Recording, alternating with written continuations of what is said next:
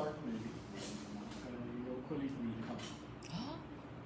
Thầy nói lên kìa. And Mai thứ ba I tuần sau. wanted you to sort of look at the power of this basically simple statistic that the knowledge of. And before I go on, just a little bit talk about the alternative, and then this one, divided by the square root. So let me do the calculations here. So this is similar, is a square root t consistent. So then we learn adding the this guy divided by square root t. So because that's the square root t, then this is square root t, so this guy cancels and disappears. And d remains. So to speak, this deviation from that has a radius. So radius, for example, a ball has a radius.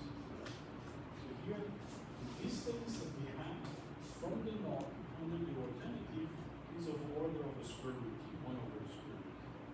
So if I was actually going to divide by t, not a square root t, then what will happen? So let's say divided by square root t, divided by t, then it will be square root t phi hat minus phi 0, now minus d divided by a square root t. That will be the numerator. So if I was not dividing by square root t, but rather t, then divided by this quantity, square root t, if I multiply the square root of 1 minus t hat square root, I remain. Now when t grows, it becomes larger and larger, then this goes off. And then you will not see that there is a deviation. So this is a very small deviation. This is a small deviation. It's too small. But the test is not capable of understanding.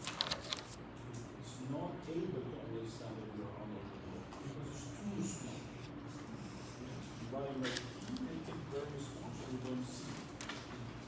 On the other hand, so let's say I was dividing by, so instead of t to the power of 1/2, we divide t to the power of 1/3. If I do so, I'm looking at t to the power of 1, t to the power of 1/2, and now we look at t to the power of 1/3. Now let's see what happens. This is 1/3.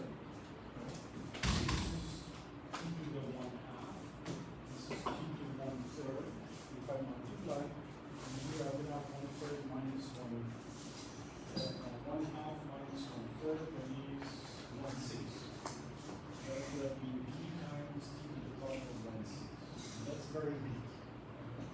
And it sounds like 200, then it would have taken the distribution here, very far. You would have rejected, for sure. So that's a very big deviation.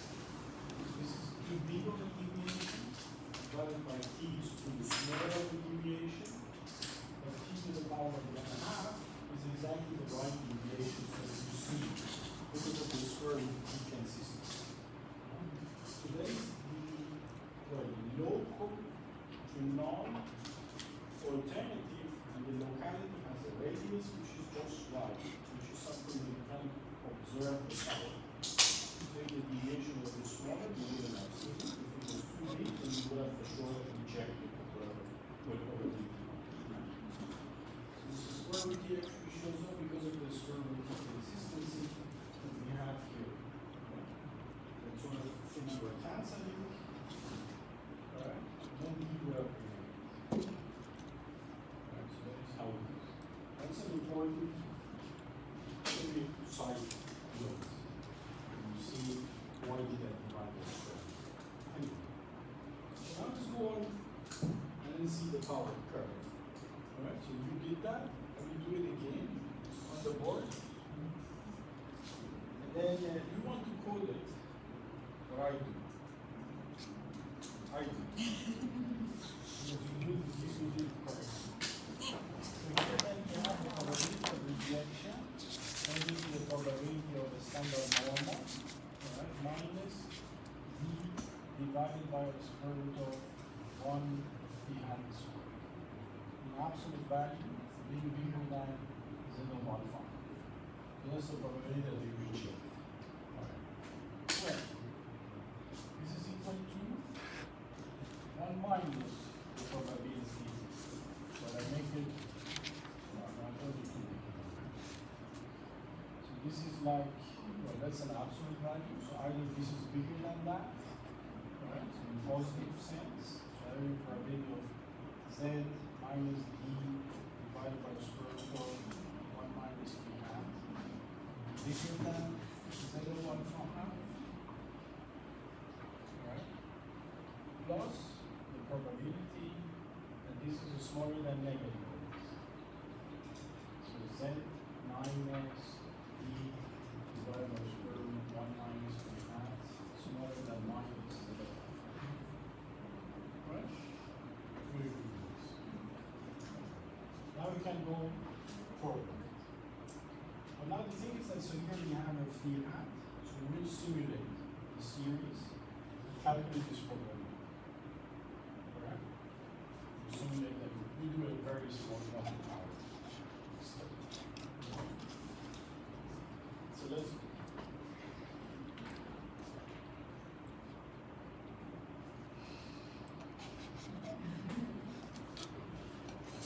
nobody saw. So let's go. So maybe before I should do this, I also do a little bit of reminder on ARMA models. So sort of plots and then calculation of the standard calculation of autocorrelation functions. So I just remind you of them. Okay, so let's sort of so let's import NumPy as NumP. So there's the usual stuff we do. Let's import math.lib apply plot as plt math.lib.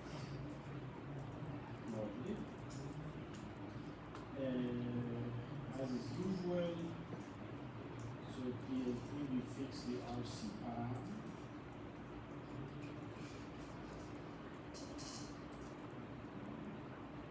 Those params. No, that's the param. No, yes, that's param. We fix the figure dot 600. Now we go to stats models. The stats models has a section which is called time series analysis, TSA, and then it has something which is called ARIMA process, right? And then from that we break in ARMA process. Right? So that's sort of something that we can deal with ARMA processes in the stats. You know this time series section of stats models? Have you worked with it? In Python? Yeah, so these are new. Right, so stats models, apart from doing regressions, we can also estimate ARMA with that in here. So that's sort of the, and then there is an ARMA model. We really estimate the lower stuff also. And then from the stats models, well, it also has a section which is called graphics, and then this graphics has time series plots. Right, so that's sort of a very nice package, and we can use it to sort of do time series plots. And then, well, there is a very nice function which is called plot ACF. So there is a plot for autocorrelation function. Right, so that's a very nice unique package. So let's say, so I mean, the first thing I want that, before doing that plot, maybe that's good that you review. So the ARMA model, so AR1 model, right, has an autocorrelation function at power of h. Remember. And then so that has a plot. So it is say if it is 0.5, then you have 0.5, then 0.35, then 625, and so 0.1 to 0.125, 0.625, and so on and so forth. So that's sort of the numbers that we have here. So let's maybe look at that. Alright, so then I need the AR coefficient. How does the model look like? So we have xt equals mu plus c xt minus 1 plus d I of d multiplied noises. So here the AR parameters, how do we actually enter them? You remember lack of crater? Right? So here at xt you can write like mu plus phi lag of xt plus epsilon t, and this we take to the other side, minus phi n xt equals mu plus epsilon t, apples with apples, pairs with pairs. And now we can simplify this. It will be 1 minus phi n xt equals mu plus epsilon, and that is the lag polynomial. The first is like 1, first coefficient. The second coefficient is minus phi. Just reminding you of what it is. So this AR, I'm just writing are the AR coefficients. And then we pass it as an array. So that is MP as an array of this. The first coefficient is 1, the second coefficient is minus phi. Well, unless we find then let's say phi is 0.5. Alright, so that's the AR. And then for here we also have an MA bit. Right? An MA has, well, there is no theta. If I had theta epsilon t minus 1, that would have been a R mod 1. Right? And then here the filter that we have is 1 plus theta L epsilon t. Right? So the first coefficient is 1, second coefficient is plus. Right? So here with this model then there is no theta, there is just one MA, which is a 1. Right? And that we also define. So here are the MA coefficient filter, right? So filter coefficients, and that is also an array of just the 1. Professor, should we add epsilon t reaches Sorry, or P1 has half the epsilon? t minus 1, we can. Okay, We can add it. I mean, here if I just have it as a 1, then that will be no MA terms. If I say comma and then the value of theta, then I will have worse added. Yeah. So can let's you add explain again the line of AR why we have to have the array of 1 and minus 2? this. Yeah, I mean like in the code. Oh, there. Why So we have it's- to have the array from 1 to minus? 1 and minus 4. Yeah. So 1 is, well, these are the coefficients of the filters, right?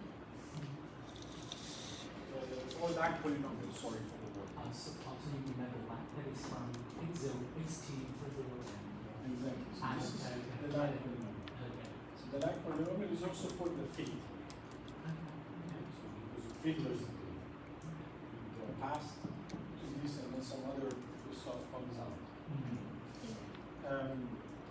So the first coefficient is 1, and then the second coefficient is minus phi. On the MA part, the first coefficient is 1, the second coefficient is 3. So I wrote it there so that you remember that the AR coefficients, they go to the other side, and then they become minus. Alright? So that you remember. It has been half a year ago. And then, so here then we have the theta. And let's also define theta. And the theta is 0. Okay? So that's an AR1 model.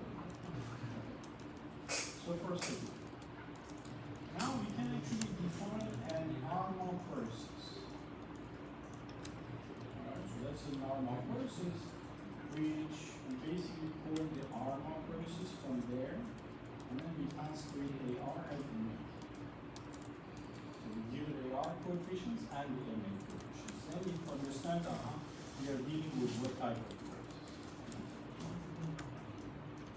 So, now let's actually start with generating some series from this case. With the sample size of, let's say, 250 observations. Almost 1 year data. And so if I have this, then I can go on and generate the vertical autocorrelation function. Alright, so that's the theoretical autocorrelation function. And then from this ARMA process, I can simply say dot ACF, because that's in model. And then says, okay, how many lags do you want? Say lags equals 50. Alright, so that's sort of what we have. So it generates the theoretical autocorrelations. So in this case, because this coefficient is 0.5, phi is 0.5, and the values in this theoretical autocorrelation function will be 0.5 to the power of 0, 0.5 to the power of 1, 0.5 to the power of 2, and so on and so forth. Okay. So that will be, it will generate them for us. So, let's plot them. Well, let me just generate a figure and then axis. We can do the. Let's do it like this. So that will be a PLT. Subplots. We can add many. Let's pick the fixed size. I don't need it. The fixed size we can have 10 to 4. Now that's the aspect ratio. It will be 10 centimeters by 5. So that will be the graph. And now we can go on. It's actually good to have the figure and the axis. Specifically, later we will do a lot of figures and data, so it will be very nice to do that. So here, then we have something which is going to plot ACF. We actually need the theoretical autocorrelation function. So let's do the following. So we say x dot plot. So then we need the so let's add the lags here to be 15. And then I change it to lags. And here we have an NP. Let's say I have a range of lag,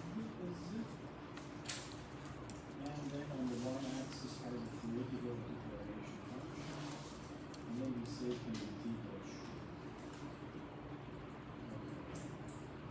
There's one. Add plot.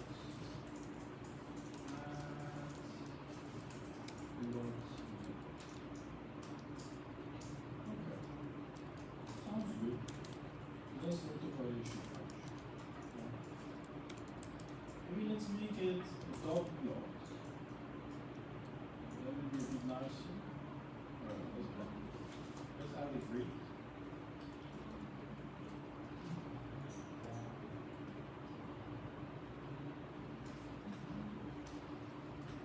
Oh. So these are the theoretical ones. They're not. They have nothing to do with the sample, right? We didn't make a sample. That is 0.5 to the power of 0, that's 1. 0.5 to the power of 1, 0.25, that's 1 and so forth. So that is sort of the autocorrelation function. We know how to calculate it, of course. Well, let's make it a little bit different. For example, let's say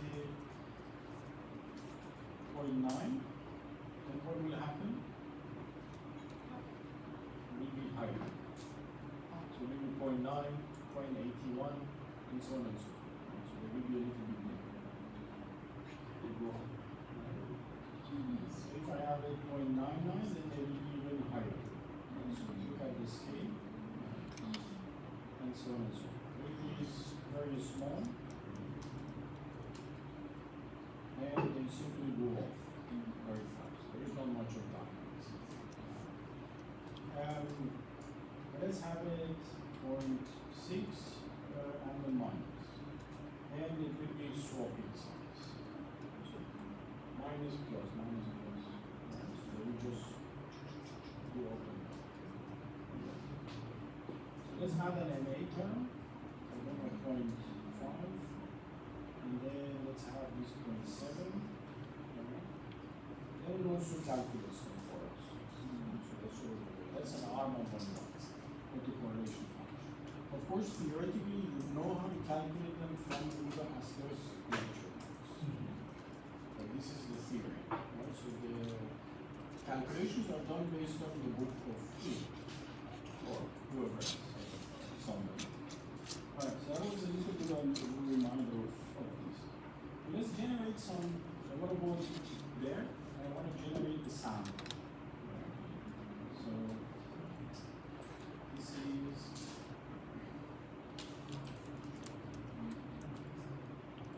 theoretical autocorrelation. Alright, so that is how we get it. And now let's go simulate AR1.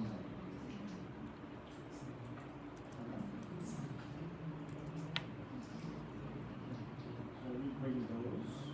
And then let's say we have an AR1 model with a coefficient of 0.5, and this is 0. That's a simple AR1, no MA. And I want to simulate. If we want to simulate, let's put an X, and then we say we have an arm of process, and then we want to generate the sample code. Then we generate a simple AR1 model. And then we have to pass the number of the sample, say it's equal to T.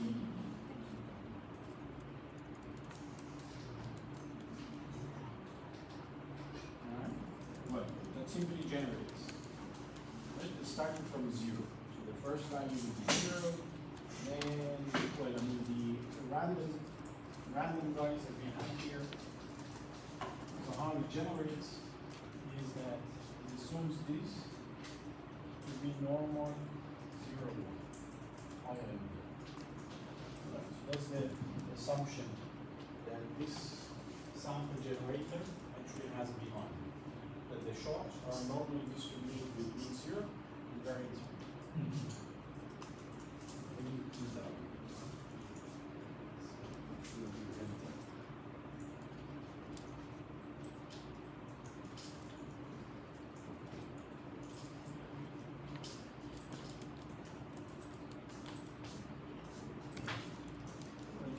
Refresh you so that when we do the forecasting that you remember. I mean, how to do stuff.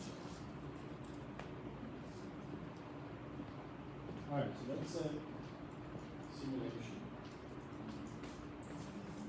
Well, it means that we have some data, essentially. Some simulated data. And let's see how does that data in your slide. F9. And that is very good. Let's clean this. So from the previous one, and that is next. That is a sample size 250, starting from this, and then they go up and down. Right? So it doesn't have a mean. Mean is 0. Right? So if I look at, say, NumPy mean of x, then I get 1 get 0. I get the starting value, so I get on the y function of 0.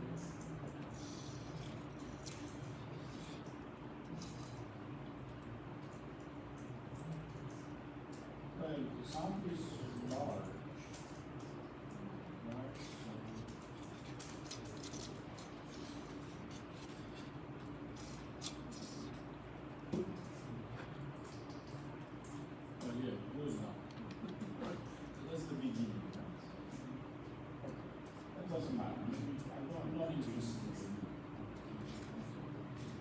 Right.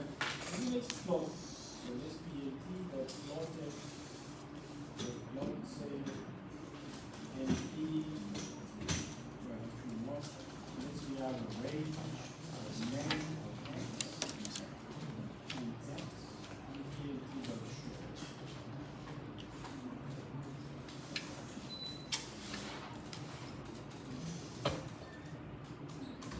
That is how the sample looks like.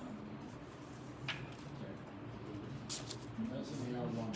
There is some, but maybe let me just train a little bit your eyes. So if I look at this, then I understand there is zero correlation. I don't need much of analysis. I just look at it and I understand, and you would not assume that there is zero correlation. So if I look at it, so look, and here it starts, and it is on the rise. For some time it stays on the rise. Right? So when it is coming down, then for some time it stays on coming down. It means it doesn't remember what happened yesterday.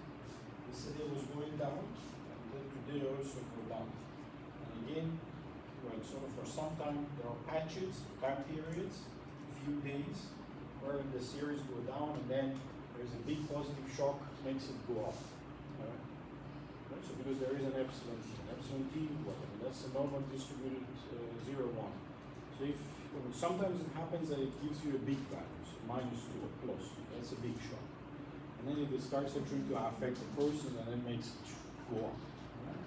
Or sometimes then, so when it is actually on the downward trending then or upward trending, oftentimes it happens that it goes up or keeps where it is. For some time, till a big new shock actually realizes and then affects the process and then process stays on and it goes up. Right? That's how you realize that there is dependence.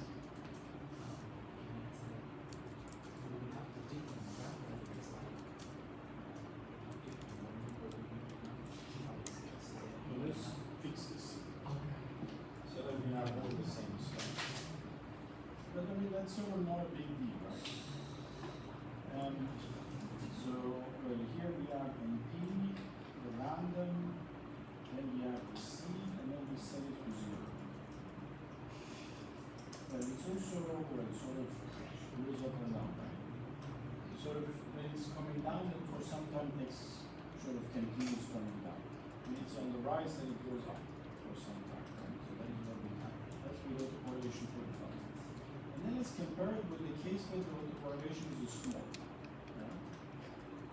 Well, I mean, there is sort of not much that you would see, not in the beginning but afterwards, because in the beginning the process requires to go away from the starting value, because the starting value starts to affect the process. We need some time so that it goes up, in general, and then sort of things are a little bit different. Right. Let's just stay with point 5, and what I want to do is calculate the autocorrelation function of this basic series and add them to the plot. Alright?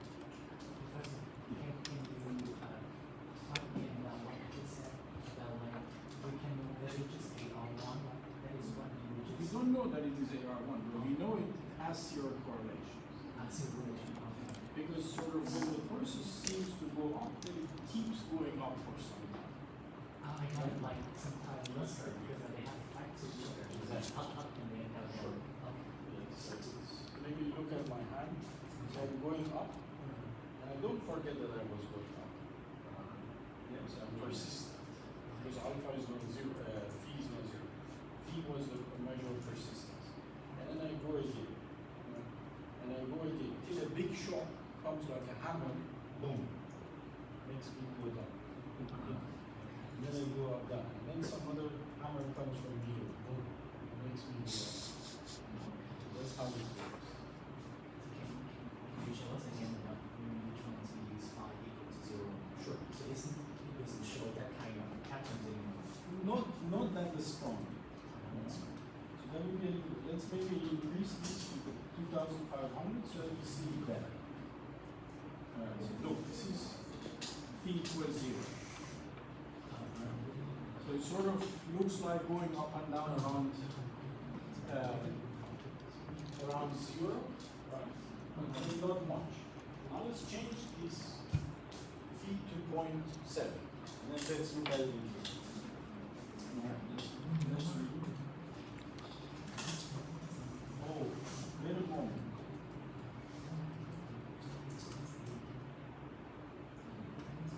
I have to read it. And now let's look at this with 0. So this is 0. This is 0. Oh, that's bad. So this is 0. Alright. Sorry, I had to update the first. It was from the previous one. So now you see it green. And this is indeed about normal. Or more or less. Alright, so it doesn't go too high. It doesn't go to 3. There's a probability that you generate a number of more than 2.5 or below minus 2.5 is very small. So it doesn't generate those. But mostly between minus 2 plus 2. Right? So 95% of the data are between minus 1.96 and 196.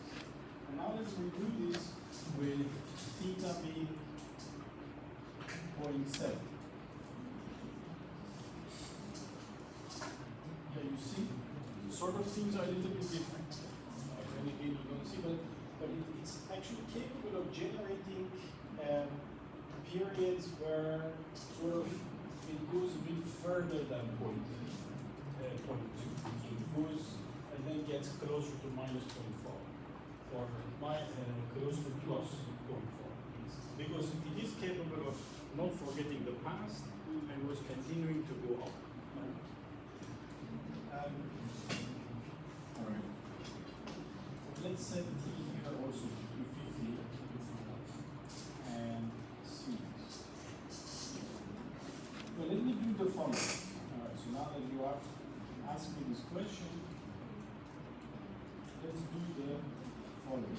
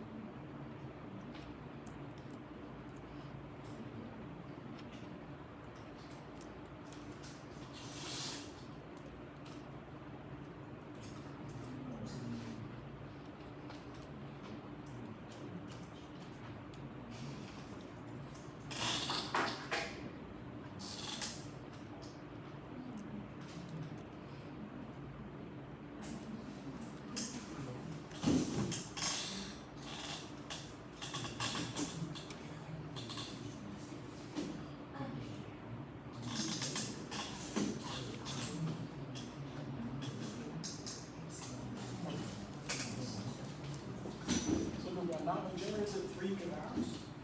So the first one is with T0. The first one, or the second one is 0.1. It's not so much different from the first. So sort of, those the correlation is very small. And here is 0.7. So here is 0.7. If you see, so sort of the period will keep rising. Keep the big hammer comes.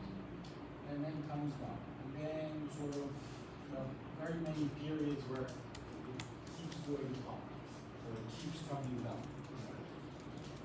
So now you see it better.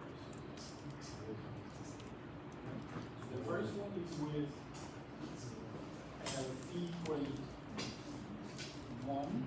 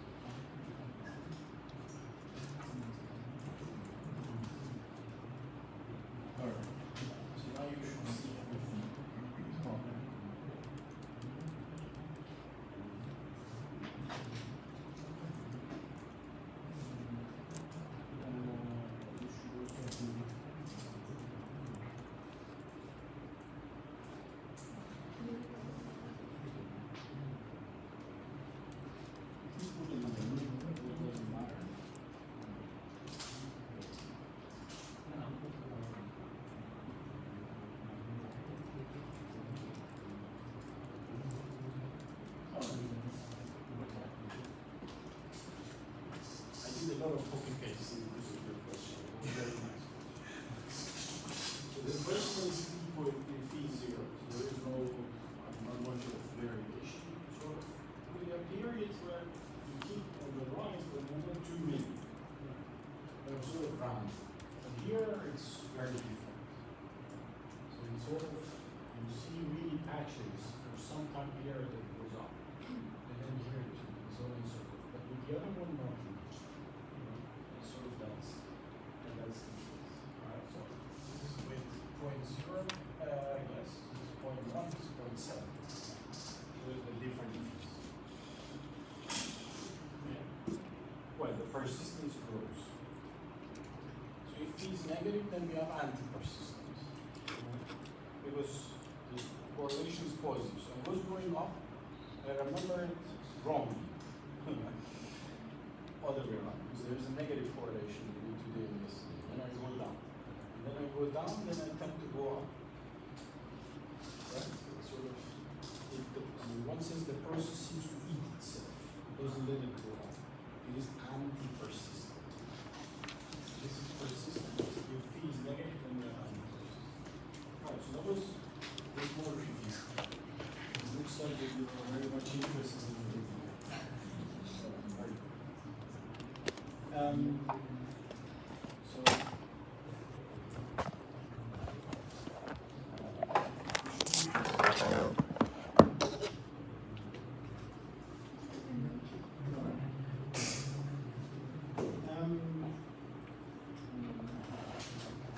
let us not do a simulation, but rather plot the asymptotic power.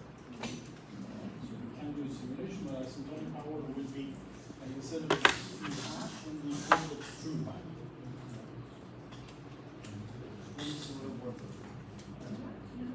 Let's go on. So plot the theoretical asymptotic power. Let's define D, that's a numpy, a range,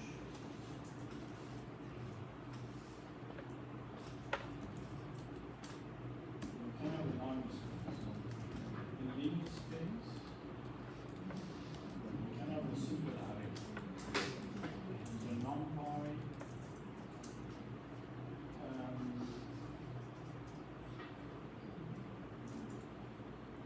let's have a range.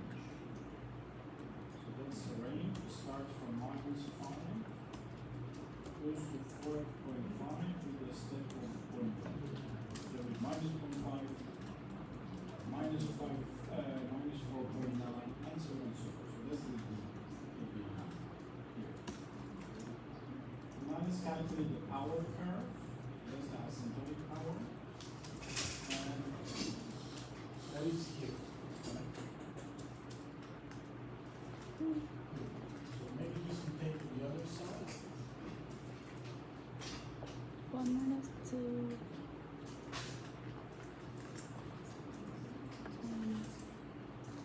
I realize that I've been fast with you. So I think it was a bit fast. So I will slow down. So here this will be equal to the probability that Z is bigger than Z of half. Z is a standard. Then D divided by, that's asymptotic power. And then instead of phi, then I will simply plot phi, because that's asymptotic to the power of 2. Plus the probability that Z is smaller than minus Z of half, plus D, so that goes to the other side, the square root of 1 minus phi squared. So that's 1 minus the CDF, that is the CDF.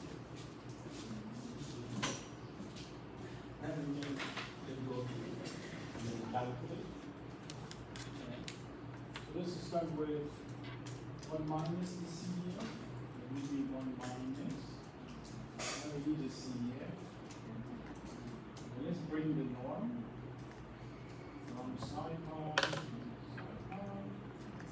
dot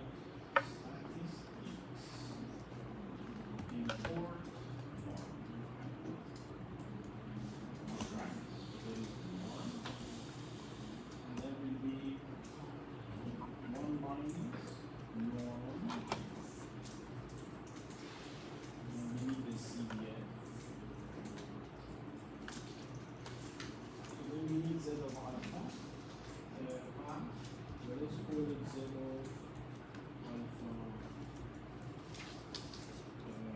Let's call it z. Z. Because I can't write alpha. Z plus d divided by sqrt of 1 plus np dot sqrt of t squared. 1 minus 1 minus 2. So it can be zero. I don't know what is z.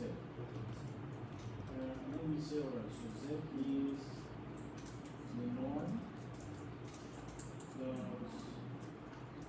ppf and the percentage point function or inverse of CDF at alpha half. Alright. Let's see. So norm dot ppf of 0.24.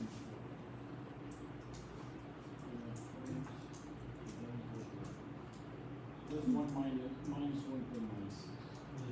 That should be fine.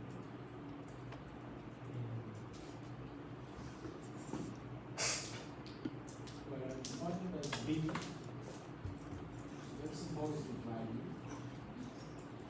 So let's define it as 1.96. We know. So that's the calculation value. so in the last one you need to use to the power to not f at 0. Fine. Sorry. That's I was in math. I was in R. It's one of the because equal CDF. Now we have minus x plus b divided by np sqrt of 1 minus 3 to the power of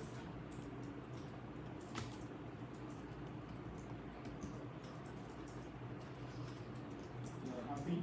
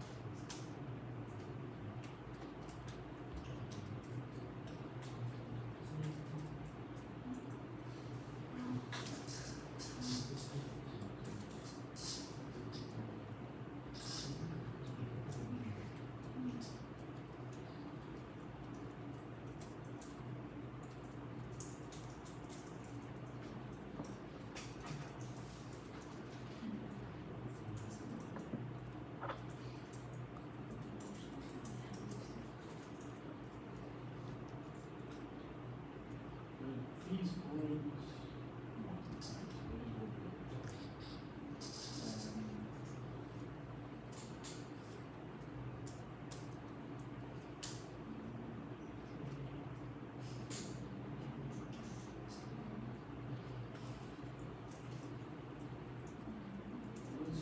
Let's redo it before.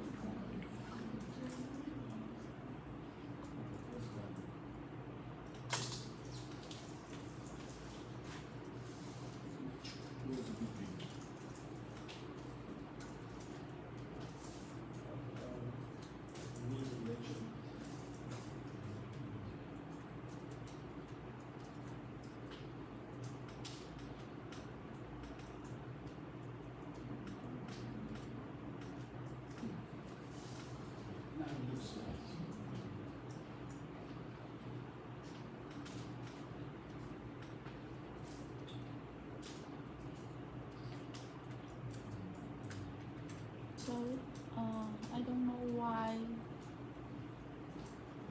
because The sum is for observability. I know that we have over here, and so we want that. That's true. But if for also change the size like this. No.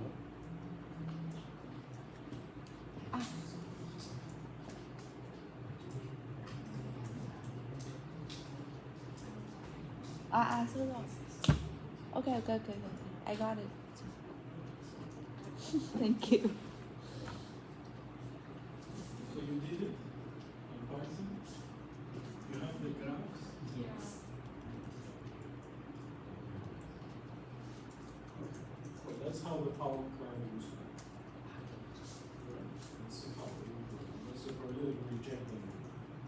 The red line is the tag 1 and 5 years. Right? So that is the, when the is negative, big negative value, then it comes down, and when the is 0, then we come to the size. It's 5%. Then the rejection, the node is 5%. And then the grows, and then the power goes up. So now let's say I change phi to 0.7. What will happen to the power curve? Will it be bigger or smaller? These are intuitive questions. So let's say instead of 0.5, I use 0.7 for phi. And the power curve will become bigger, will go higher, and become lower. Which?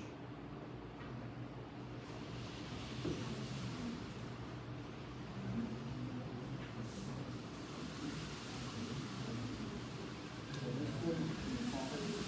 Yeah.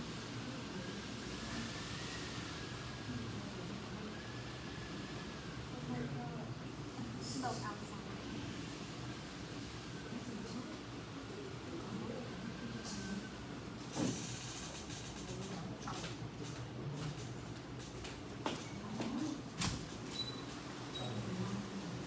Bãi cái nồi rồi.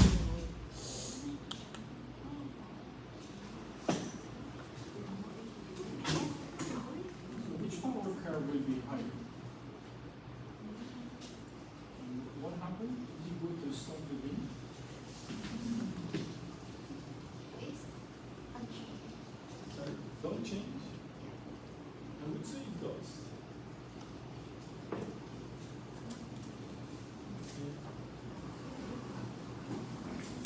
I would say it does. And thank you for saying something. Why do I think so? Here, everywhere that square root of e, e hat minus the true value converges to the normal e0, variance 1 minus e0. So that's the precision. How precise our estimate is. If I increase phi, the precision drops. When you say lower, I say higher. So you say that the power becomes small. So let's say we increase phi, right? And remind ourselves of the expressions that we have for the power. What is the mean? When phi becomes smaller, then the denominator becomes smaller. The whole thing becomes bigger. So for the same d, you will have a bigger deviation.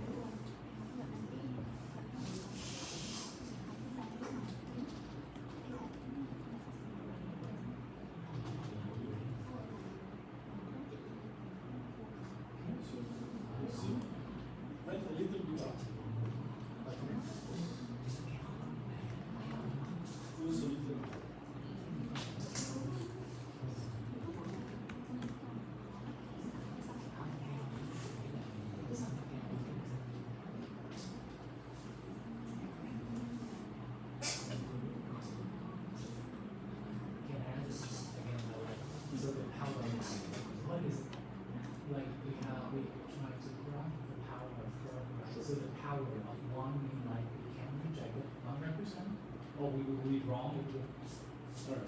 That's So, alright. two ends. So power is the probability that you reject the norm, then the norm is wrong. Yeah. So then you are here. So it means D is 1. Then the norm is wrong. Right? Because we are away from the true path. We are away. There is some probability that we reject. So the probability is not very high, maybe roughly 30%. You can actually calculate it correct. 36 or so percent. So then D is 1. Then there is 37 or so percent chance that you reject the norm. It's not 1. Why? Because we are not enough away from the norm. And remember that this is low. It's divided by square root t. And then let's say t is 100. And t being 1, it means that you are checking whether you are away from the norm by 1/10. That's a very small number. So this power curve is a low power curve. For example, let's say if I was writing phi 0 plus not d divided by the square root of t, but rather plus 1. And that will be a very big number. Right? So we understand in probability 1 that this is wrong. Because that's very It wasn't your. engaged. So this because are divided by square root t, then the power curve is a low power curve. Low curve means close to the norm.